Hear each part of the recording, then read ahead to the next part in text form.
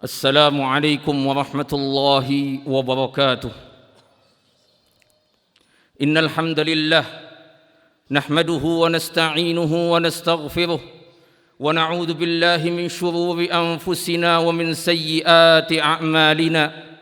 من يهده الله فلا مضل له ومن يضلل فلا هادي له. أشهد أن لا إله إلا الله وحده لا شريك له وأشهد أن محمدًا عبده ورسوله. قال الله تعالى في كتابه الكريم: يا أيها الذين آمنوا اتقوا الله حق تقاته ولا تموتن إلا وأنتم مسلمون. يا أيها الناس اتقوا ربكم الذي خلقكم من نفس واحدة وخلق منها زوجها وبث منهما رجالا كثيرا ونساء واتقوا الله الذي تساءلون به والأرحام إن الله كان عليكم رقيبا. يا أيها الذين آمنوا اتقوا الله وقولوا قولا سديدا يصلح لكم أعمالكم ويغفر لكم ذنوبكم ومن يطع الله ورسوله فقد فاز فوزا عظيما. أما بعد فإن أصدق الحديث كلام الله وخير الهدى هدى محمد صلى الله عليه وعلى آله وسلم وشر الأمور محدثاتها وكل محدثة بدعة وكل بدعة ضلالة وكل ضلالة في النار. وبعد. Ma'asyiral muslimin, jamaah salat Id yang mudah-mudahan dirahmati oleh Allah Subhanahu wa taala. Segala puji bagi Allah atas limpahan rahmat dan karunia-Nya yang begitu banyak kepada kita. Yang dengan limpahan rahmat dan karunia-Nya kita masih beragama Islam sampai detik ini. Yang dengan limpahan rahmat dan karunia-Nya kita masih beriman kepada Allah Subhanahu wa taala. Yang dengan limpahan rahmat serta karunia-Nya kita mendapati bulan Ramadan. Baru saja bulan Ramadan meninggalkan kita. Bulan yang dinanti-nanti, bulan yang selalu dirindukan, di mana kita semuanya bersemangat dalam melakukan ibadah kepada Allah Subhanahu wa taala. Segala macam ibadah kita sudah laksanakan, kita sudah lakukan, bahkan kita berlomba-lomba dalam melakukan ibadah di dalamnya. Allah Subhanahu wa taala berikan fasilitas yang begitu hebat kepada kita agar kita fokus untuk meraih rahmat dan ampunan-Nya, agar kita fokus meraih pahala yang begitu banyak di bulan Ramadan. Dan kita berdoa kepada Allah Subhanahu wa taala agar segala amal ibadah kita selama di bulan Ramadan diterima oleh Allah Subhanahu wa taala. Taqabbalallahu minna wa minkum. Ma'asyiral muslimin, jamaah salat Id yang mudah-mudahan dirahmati oleh Allah Subhanahu wa taala. Bulan Ramadan merupakan bulan yang dia sebagai madrasah tahunan. Artinya bulan Ramadan merupakan madrasah tahunan yang mendidik seorang hamba menjadi pribadi-pribadi yang baik, yang menempa seorang hamba menjadi pribadi-pribadi yang berkualitas. Banyak sekali kalau kita lihat bagaimana bulan Ramadan mendidik seorang hamba. Bulan Ramadan mengajarkan kita, mendidik kita, membina kita agar menjadi hamba yang totalitas dalam beribadah kepada Allah. Bulan Ramadan mengajarkan kita dan mendidik kita agar menjadi hamba yang dermawan. Bulan Ramadan mengajarkan dan mendidik kita agar kita menjadi hamba yang selalu bertaubat kepada Allah Subhanahu wa taala. Bulan Ramadan mengajarkan kita agar kita selalu gemar infak di jalan Allah Subhanahu wa taala. Bulan Ramadan mengajarkan kita untuk bersabar dalam menjalankan ketaatan kepada Allah, bersabar dalam meninggalkan kemaksiatan-kemaksiatan, bersabar menerima takdir Allah yang buruk. Dan masih banyak pendidikan, pengajaran, pembinaan bulan Ramadan kepada diri-diri kita. Di antara yolah bab azakumullah yang diajarkan oleh bulan Ramadan, artinya kita bisa mengambil pelajaran yang dibina oleh bulan Ramadan, yaitu bagaimana hendaknya seorang muslim memiliki sifat malu. Sifat malu ayolah bab azakumullah. Di bulan Ramadan kita betul-betul menjaga agar kita enggak terjatuh ke dalam perbuatan dosa dan maksiat. Sifat malu yang terpuji adalah ketika sifat malu tersebut menggerakkan diri kita untuk menahan diri dari jatuh ke dalam perbuatan dosa dan maksiat. Sifat malu yang begitu mulia yang ada dalam diri seorang hamba itu membuat seorang hamba semangat dalam melakukan ibadah kepada Allah Subhanahu wa taala. Ini sifat malu yang terpuji. Makanya ya Allah Bapak azakumullah, enggak heran kalau Nabi Muhammad sallallahu alaihi wasallam mengkategorikan sifat malu ke dalam keimanan. Nabi sallallahu alaihi wasallam mengatakan al-imanu bid'un wa sittuna syu'batan fa'alaha qawlu la ilaha illallah wa adnaha imatatul adza 'anit thariq wal haya'u syu'batun minal iman.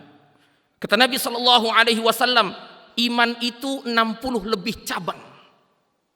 Yang paling tinggi tingkatannya yaitu perkataan la ilaha illallah, dan yang paling rendah yaitu menyingkirkan gangguan dari jalan. Apa kemudian kata Nabi Muhammad sallallahu alaihi wasallam, wal haya'u syu'batun minal iman. Sifat malu merupakan cabang dari keimanan. Kenapa hanya malu saja yang disebutkan sama Nabi padahal cabang keimanan begitu banyak? Tapi disebutkan di sini oleh Nabi satu saja, wal haya'u syu'batun minal iman, sebagai contoh yang besar terhadap keimanan. Karena dalam hadis yang lain Nabi Muhammad sallallahu alaihi wasallam bersabda, al haya'u wal imanu qurina jami'an fa idza rufi'a ahaduhuma rufi'al akhar. Kata Nabi Muhammad sallallahu alaihi wasallam, sifat malu dan keimanan selalu beriringan. Ketika salah satu dari keduanya hilang, maka yang lain ikut hilang. Ketika sifat malu hilang, maka keimanan hilang. Ketika keimanan hilang, maka sifat malu pun hilang. Untuk menunjukkan bagaimana besarnya sifat malu ini, ayolah Bapak azakumullah. Karena kalau kita lihat ayolah Bapak azakumullah, sifat malu ini yang menggerakkan kita untuk selalu mengerjakan ketaatan kepada Allah. Ini yang menggerakkan kita untuk selalu meninggalkan kemaksiatan karena kita malu kepada Allah Subhanahu wa taala. Makanya dalam hadis yang lain Nabi Muhammad sallallahu alaihi wasallam mengatakan, inna likulli dinin khuluqa wa khuluqul islami al-haya'u. Kata Nabi sallallahu alaihi wasallam, setiap agama punya akhlak, punya perangai yang baik, dan akhlak Islam yang paling menonjol dan paling mulia adalah sifat malu. Allah Subhanahu wa taala disifati oleh nabinya sallallahu alaihi wasallam sebagai zat yang maha pemalu. Nabi sallallahu alaihi wasallam mengatakan, innallaha hayyun karimun yastahyi min 'abdihi idza rafa'a yadayhi ilaihi an yaruddahuma sifra. Kata Nabi sallallahu alaihi wasallam, sesungguhnya Rabb kalian itu maha pemalu dan maha mulia. Allah itu malu ketika seorang hamba mengangkat kedua tangannya kepada Allah, kemudian dia kembali meletakkan tangannya dalam kondisi tidak diijabahi doanya. Allah malu. Allah enggak mau. Untuk apa? Untuk membiarkan hambanya meletakkan kedua tangannya dalam kondisi tidak diijabahi doanya. Dalam hadisnya yang lain, innallaha hayyun sittir. Sesungguhnya Allah itu maha pemalu dan maha menutupi aib-aib. Antum lihat ayolah Bapak azakumullah, Allah disifati dengan malu. Maka sudah selayaknya kita selaku seorang yang beriman untuk bersifat dengan sifat malu. Ayolah Bapak azakumullah. Satu hari Nabi Muhammad sallallahu alaihi wasallam duduk sama sahabat-sahabatnya. Kemudian disebutkan di sisi Nabi tentang malu. Sahabat pun bertanya kepada Nabi Muhammad sallallahu alaihi wasallam, "Ya Rasulullah, al-haya'u minad din." Wahai Rasul, apakah sifat malu itu bagian dari agama? Kata Nabi sallallahu alaihi wasallam, "Bal huwa ad-dinu kulluh." Sifat malu itu merupakan agama secara keseluruhan. Ayolah Bapak azakumullah. Sifat malu yang paling tinggi yaitu ketika kita malu kepada Allah Subhanahu wa taala. Nabi Muhammad sallallahu alaihi wasallam bersabda, "Istahyu minallahi haqqal haya." Qulna ya Rasulullah, inna nastahyi walhamdulillah. Faqala Rasul sallallahu alaihi wasallam, "Laisa dzak, walakin al-istihya'a minallahi haqqal haya an tahfadha ra'sa wa ma wa'a wal batna wa ma hawa wal tadhkuril mauta wal bila wa man arada al akhirata taraka zinatad dunya faman fa'ala dzalika faqad istahya minallahi haqqal haya. Kata Nabi SAW, hendaknya kalian malu kepada Allah dengan sebenar-benar rasa malu. Kemudian sahabat pun berkata kepada Nabi, wahai Rasul, kami sudah malu. Kami sudah memiliki sifat malu, wahai Nabi. Apa kata Nabi SAW? Bukan yang seperti itu. Tapi yang saya maksudkan di sini, malu kepada Allah dengan sebenar-benar malu, yaitu ketika seseorang itu menjaga kepalanya dan yang ada anggota tubuh di sekitar kepalanya. Artinya apa?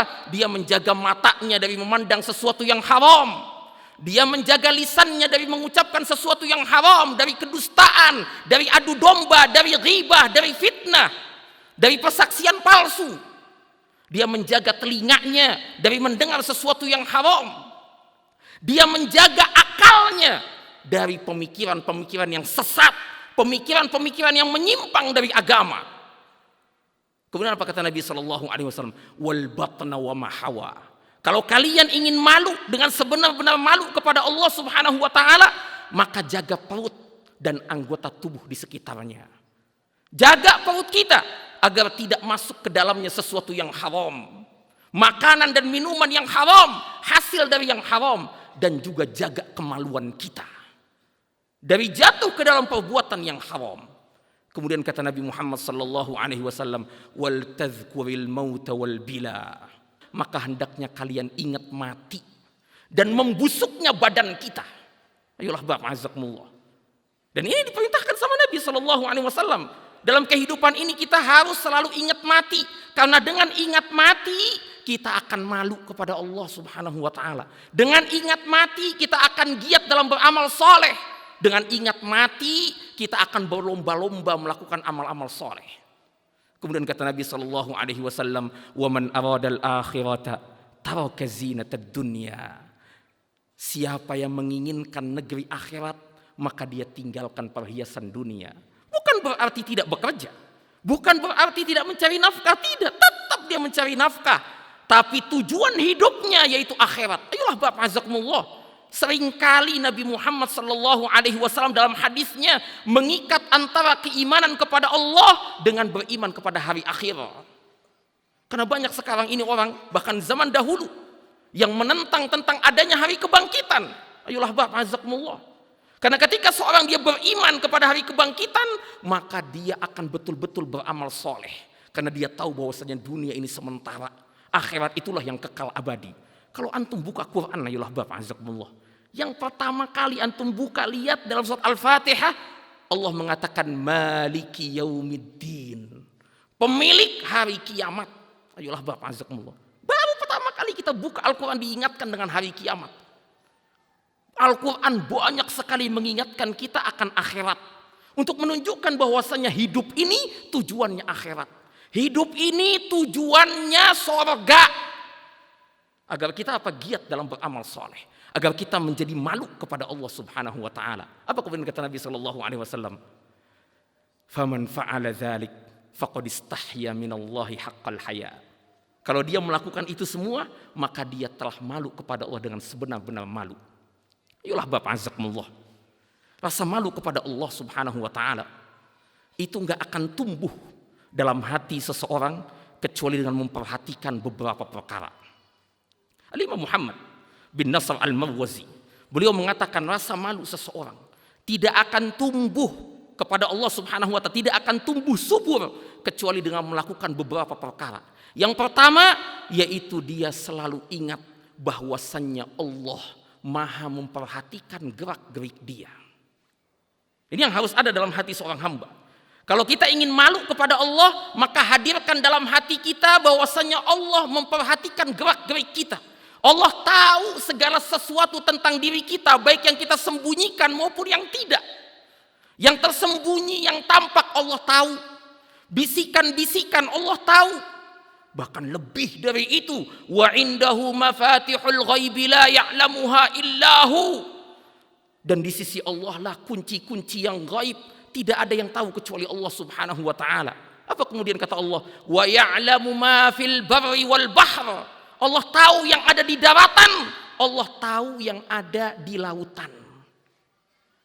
Allah tahu semuanya. Hatta daun yang gugur, yang jatuh, Allah tahu semuanya. Di seluruh dunia ini, di alam semesta ini, Allah tahu. Tidak ada yang tersembunyi dari ilmunya Allah subhanahu wa ta'ala.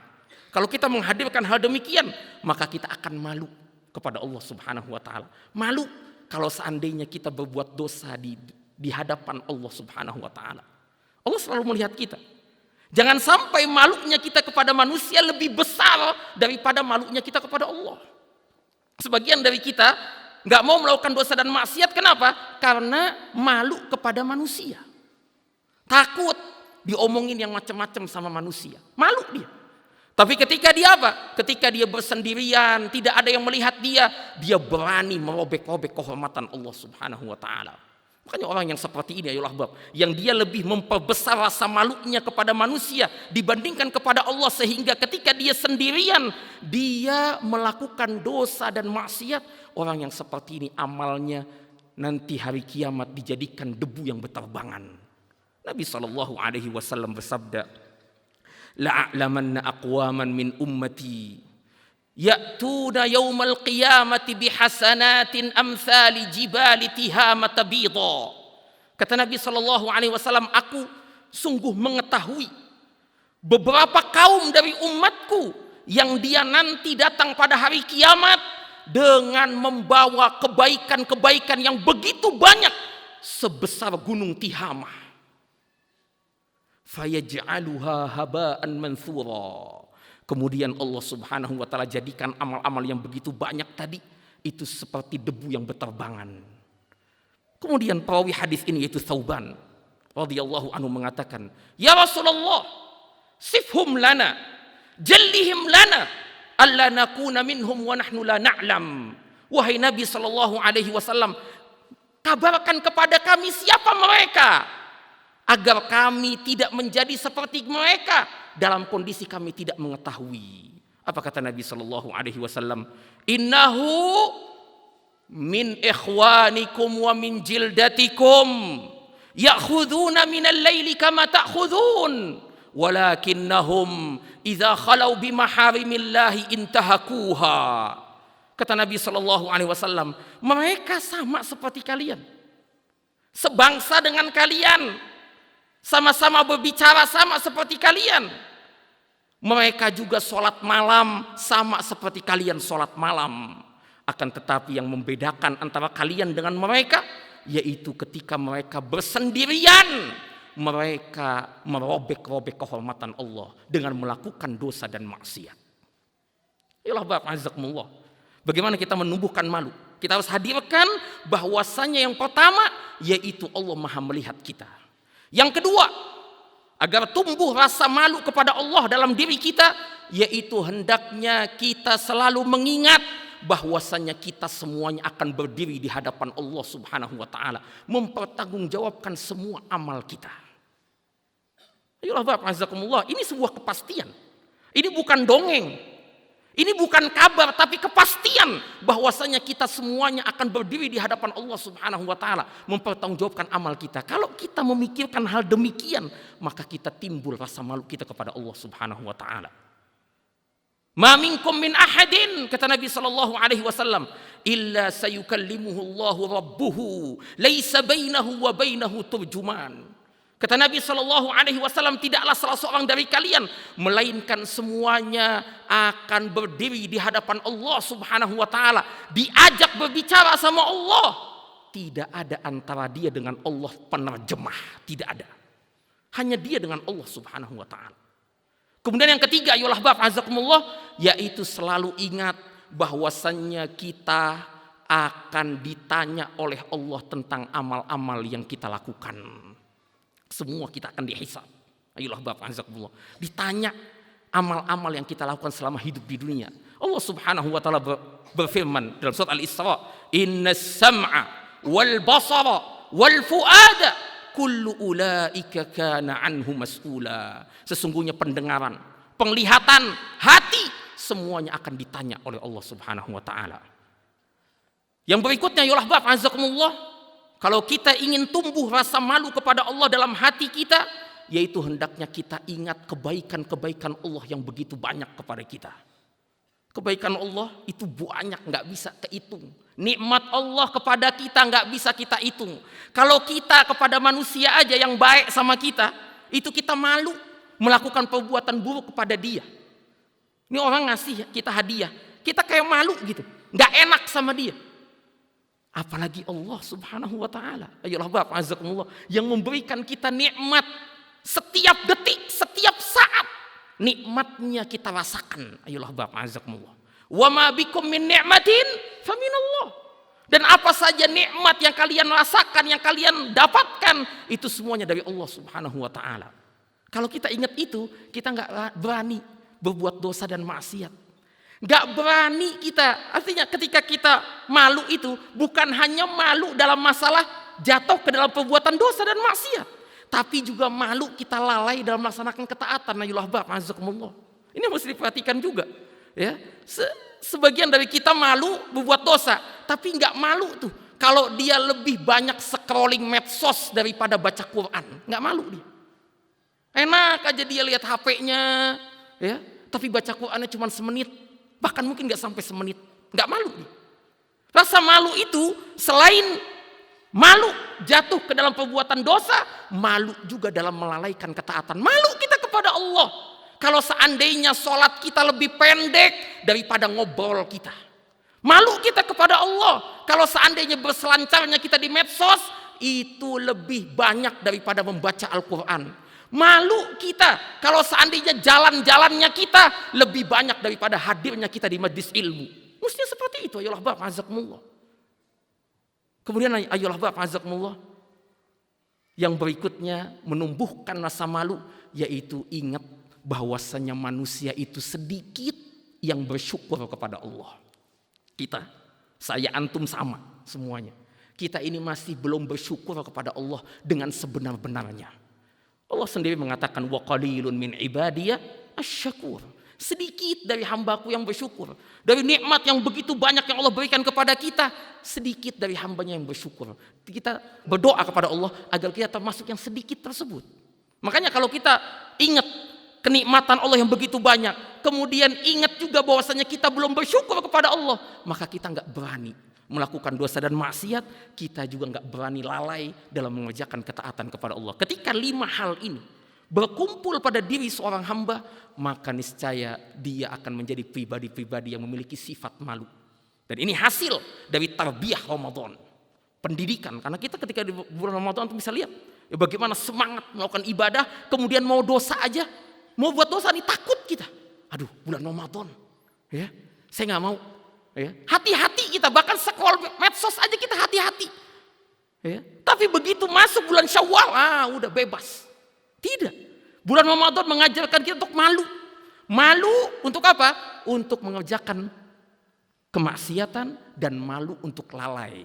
Maka semangat Ramadan itulah yang harus kita jaga. Ayolah Bapak azakumullah, agar kita menjadi pribadi-pribadi yang memiliki rasa malu, memiliki sifat malu yang merupakan sifat dan akhlak yang sangat mulia. Mudah-mudahan ini bermanfaat untuk diri saya dan untuk antum semuanya. Allahumma salli ala Muhammad, Allahumma salli wa sallim alaihi, Allahumma ighfir lil muslimina wal muslimat wal mu'minina wal mu'minat al ahya'i minhum wal amwat innaka sami'un qaribun mujibud da'awat. Rabbana la tuzigh qulubana ba'da idh hadaitana wa hab lana min ladunka rahmah innaka antal wahhab. Rabbana hab lana min azwajina wa dhurriyyatina qurrata a'yun waj'alna lil muttaqina imama. Rabbana atina fid dunya hasanah wa fil akhirati hasanah wa qina adzabannar. Wa sallallahu ala nabiyyina Muhammadin sallallahu alaihi wa ala alihi wasallam wa akhiru da'wana anil hamdulillahi rabbil alamin. Taqabbalallahu minna wa minkum. Wassalamu alaikum warahmatullahi wabarakatuh.